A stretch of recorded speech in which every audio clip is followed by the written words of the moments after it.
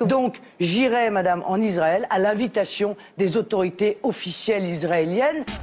Marine Le Pen, c'est à la fois la Shoah et la Gay Pride, le sentier et la cage aux folles, et c'est clair que de ce point de vue-là, elle est complètement sur une ligne pro-israélienne, ce qui est normal. Elle sait qu'il y a le pouvoir, qu'il y a l'argent, qui tient les médias, qui tient les banques. Par conséquent, elle va dans le sens du vent, c'est normal. Hein. Elle n'a aucun courage, cette femme-là.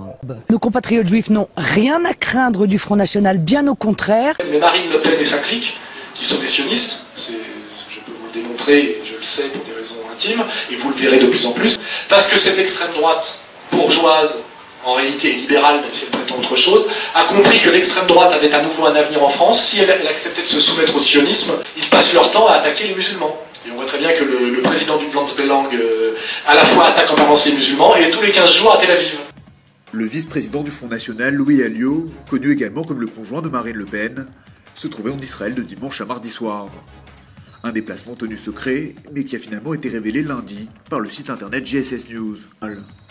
Selon ses proches, la présidente du Front National nourrit de longue date le désir de se rapprocher d'Israël. Donc, j'irai, madame, en Israël à l'invitation des autorités officielles israéliennes. Et ces gens-là déclarent leur allégeance et leur amour total de l'État sioniste. Il y a également au Parlement européen des groupes Europe-Israël dans lesquels on retrouve, alors c'est très étrange, des gens comme Monsieur Gobert, alors bon, qui est un ami de Sarkozy, qui est président de la LITRA, mais également Marine Le Pen. Personne ne peut croire que Monsieur l'ambassadeur se soit trompé de porte. Pour Marine Le Pen, sa rencontre avec l'ambassadeur d'Israël à l'ONU était tout sauf le fruit d'un malentendu. Il s'agissait de la première fois qu'un représentant de l'État hébreu rencontrait publiquement la présidente du Front National. Nos compatriotes juifs n'ont rien à craindre du Front National, bien au contraire, bien au contraire, bien au contraire. Marine Le Pen a montré qu'elle faisait partie de ces droites nationales qui sont financées par l'État d'Israël pour faire de l'anti-islamisme. C'est clair et c'est net.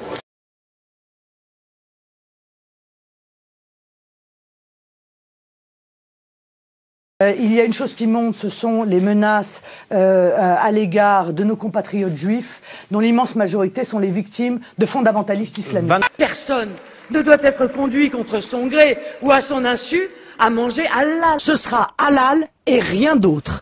Eh bien, ceci est un véritable scandale. Je trouve qu'il s'agit là d'une violation très grave de la laïcité.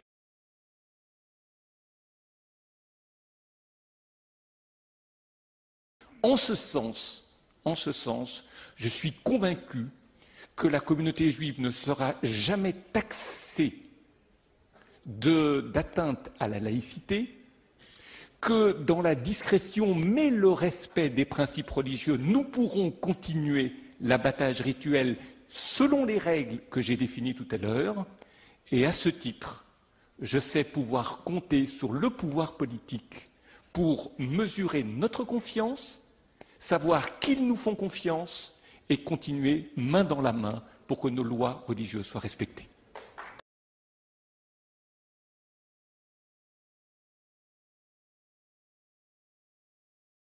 Le complot sioniste, ça n'existe pas.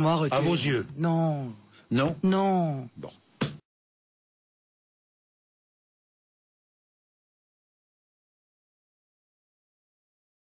Est-ce que pour être républicain, il faut adhérer à une loge maçonnique? Je ne sais pas. Ça a l'air d'être la condition sine qua non.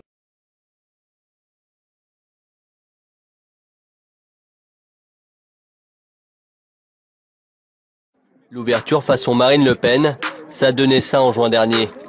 Gilbert Collard est l'invité VIP, mais un autre converti attire ce jour-là notre attention. Sur ses boutons de manchette, le symbole de la franc-maçonnerie.